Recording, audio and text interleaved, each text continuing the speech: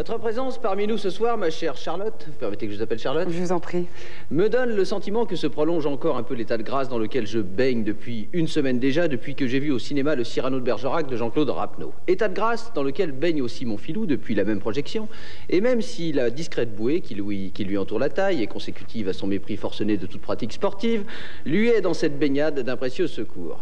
Attention, si j'évoque Cyrano à travers vous, Charlotte, que nos téléspectateurs ne se méprennent pas et n'aillent pas chercher une allusion perfide aux dimensions de votre propre appendice nasal, dont l'avantage de profil ne doit ses contours qu'à une hérédité bourbonne certifiée. Je peux en effet faire preuve d'une certaine muflerie, parfois, mais je sais aussi me retenir, même si la pension alimentaire que je verse mensuellement à mes 17 enfants naturels tend à relativiser cette idée.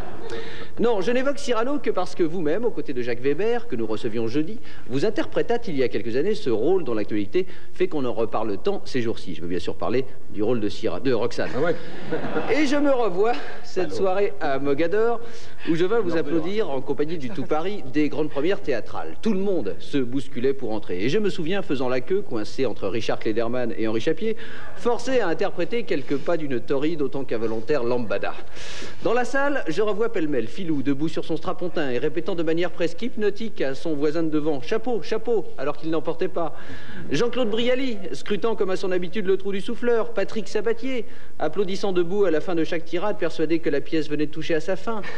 Pascal Sevran, suçant discrètement un esquimau qu'il avait pris la précaution de laisser dans son étui, on n'est jamais trop prudent. Brigitte Lahaisse, jetant goulûment sur les 3 pompiers de service en entendant annoncer les 3 coups. Paul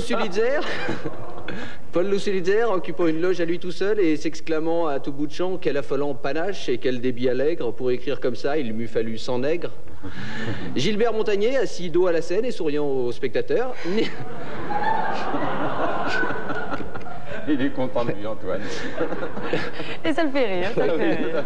Avec quand il fait la liste. Nicolas Hulot, suspendu acrobatiquement dans les cintres par la partie de son individu censé lui assurer une descendance, à l'occasion d'une séquence yo-yo, encore dans toutes les mémoires de machinistes. Et enfin, Sacha Distel, arrivé au 2e acte seulement, à la suite d'un léger ennui mécanique. Ah oui, quelle soirée que cette soirée-là, même si, au milieu de l'intrigue, je tremblais à l'idée que Cyrano eut, à un moment ou à un autre, à vous embrasser, car le risque n'était-il pas réel que vous éborgnassiez réciproquement? Et en songeant à un tel danger encouru, on ne comprend que mieux, Charlotte, pourquoi aujourd'hui vous avez choisi de vous produire seule en scène, même si l'expression seule en scène mérite d'être tempérée, puisque, comme le disait Filou, vous y interprétez pas moins de 25 personnages, parmi lesquels il est aisé de reconnaître Babar, Pinocchio, Néron, Cléopâtre, le maréchal Ney, Néfertiti et Pif le chien.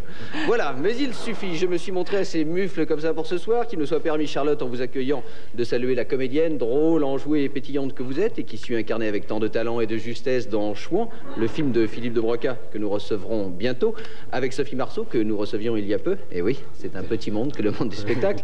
Oui, de saluer celle qui incarna pour l'éternité l'aïeule légendaire de notre Filou, la baronne Olympe de Saint-Gildas, une femme de tête, prémonitoirement raccourcie, elle aussi, bien que par les sans-culottes. Ironie et revanche du destin, Charlotte, son descendant, que vous avez en face de vous, malgré les apparences, a le nez fin. Et c'est à la subtilité, oui. Et non, et c'est à la subtilité de son flair que nous devons la joie de vous compter parmi nous ce soir. Merci, Antoine. Bravo. C'est pas mal pour un lundi. C'est bien, c'est bien.